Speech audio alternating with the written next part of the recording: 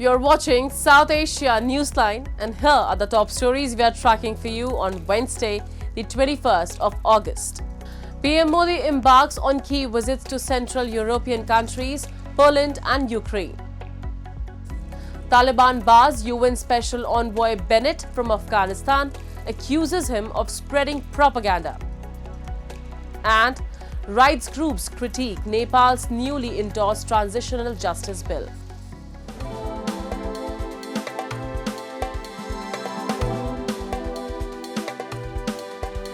And now for all the details. Indian Prime Minister Narendra Modi embarked on a two-nation visit to Poland and Ukraine on Wednesday.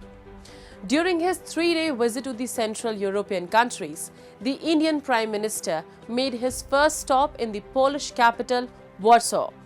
His visit to Poland is the first by any Indian Prime Minister in 4 decades and comes at a time when both countries are marking 70 years of diplomatic relations.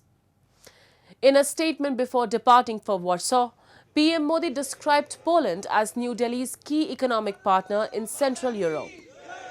Our mutual commitment to democracy and pluralism further reinforces our relationship, he added. Following his visit to Poland, PM Modi will travel to Ukraine at the invitation of Ukrainian President Volodymyr Zelensky. The Prime Minister's visit to Kyiv will be the first by any Indian Prime Minister since the establishment of diplomatic relations between the two countries. PM Modi stated that during this visit, he looks forward to building upon earlier conversations with President Zelensky on strengthening bilateral cooperation and sharing perspectives on the peaceful resolution of the ongoing Ukraine conflict. As a friend and partner, we hope for an early return of peace and stability in the region, he added. A bus carrying Pakistani pilgrims overturned in central Iran, killing 28 passengers. Muslims are currently partaking in the Arba'in pilgrimage.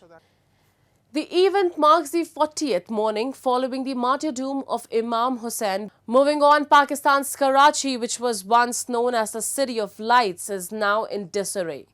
Frustrated citizens of the city have been expressing their anger towards the heaps of trash piling on the streets. A report.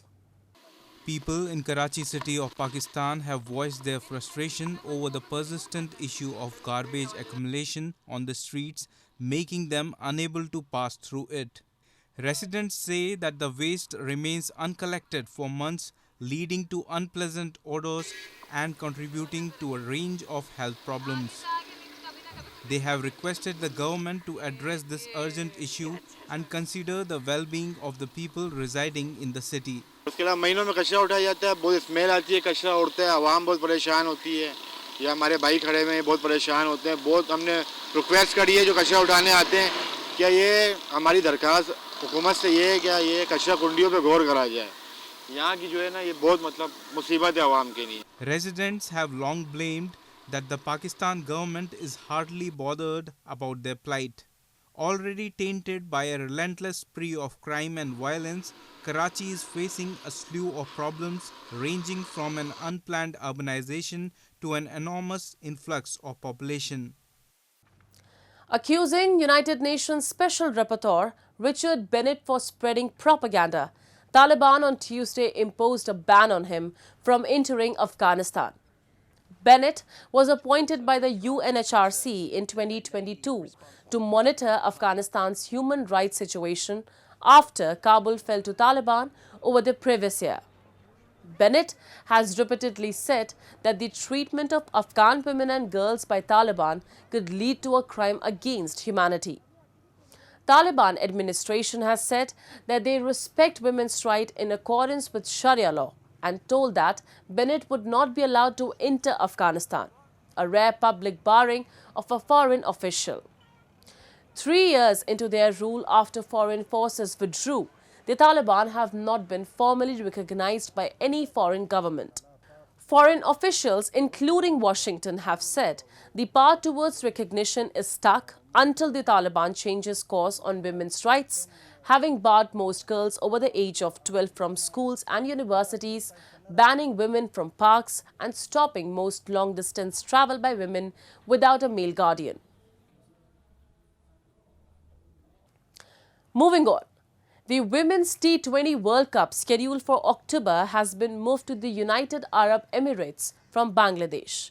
The World Cricket's governing body, the ICC, said on Tuesday.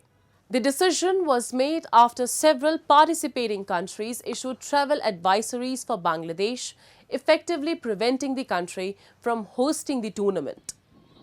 Travel advisories from the governments of a number of the participating teams meant that hosting in Bangladesh wasn't feasible.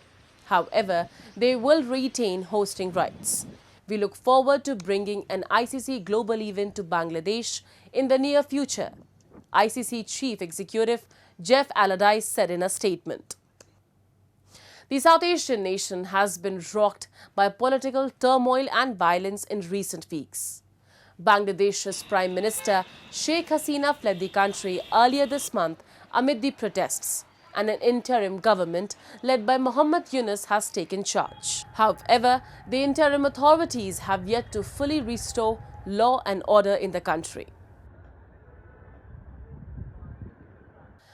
And days after Nepal's lower house endorsed the Transitional Justice Law, right groups expressed concerns, stating that despite several positive provisions, the act is flawed. In a joint statement, Amnesty International, Human Rights Watch and the International Commission of Jurists said that the bill adopted by Nepal's parliament contains elements that could undermine a successful outcome. Highlighting the shortcomings in the bill, they noted that while the bill had the support of Nepal's three largest political parties, there was little consultation with civil society, victims, or their families who hold a range of views on the legislation.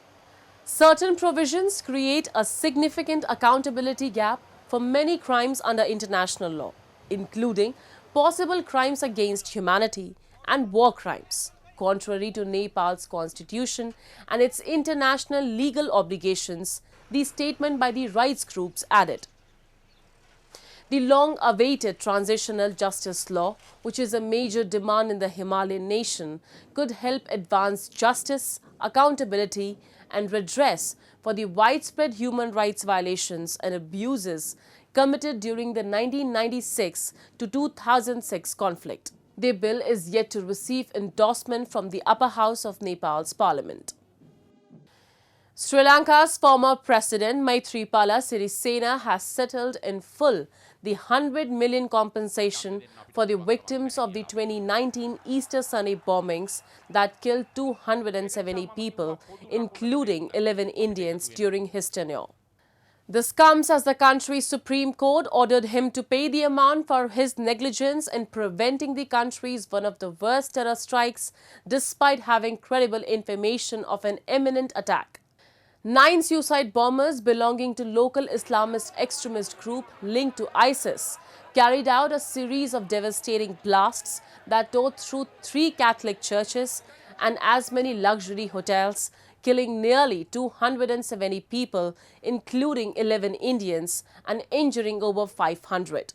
Sirisena was also the Minister of Defense at that time. The attack stirred a political storm as the then President Sirisena and Prime Minister Ranil Wickremesinghe were blamed for their inability to prevent the attacks despite prior intelligence being made available. A presidential panel of inquiry appointed by Sirisena after the attacks ironically found the then President guilty of his failure to prevent the attacks. That's all in tonight's edition. We will see you same time tomorrow. Good night.